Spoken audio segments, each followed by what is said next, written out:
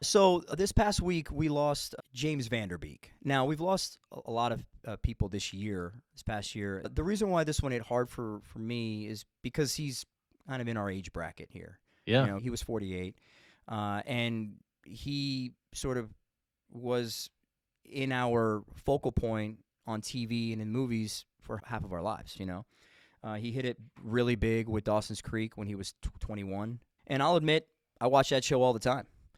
And then Varsity Blues was like his big breakout movie hit. And he had a couple of movies after that, but nothing like Varsity Blues.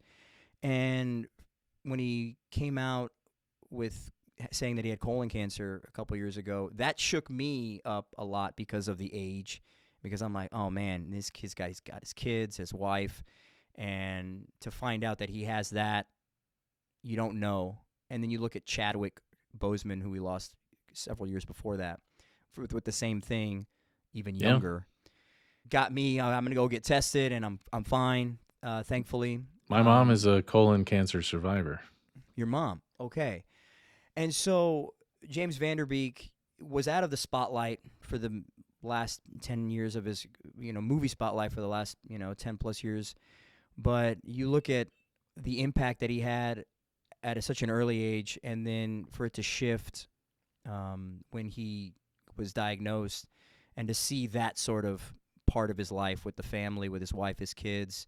There's a line he says in Varsity Blues, which is his most famous line, whether he gets made fun of it or not, is he's talking to his dad, and he says, like, I don't want your life. But I think all of us at that age, being on a hit TV show, being on what ended up being a cult movie, and living the dream, I would want that life. Absolutely. And that was a life that I would have wanted, then. And even the life that he subsequently ended up leaving shortly is the one that I think a lot of people would strive for, which is, a great family, a great kids, and then great sort of look back at everything that he's been able to do. So just a shout out to the Beak and to the impact he had on my life, youth, being the same age. So just a quick shout out to that. Wanted to say that. So R.I.P. James Van Der Beek.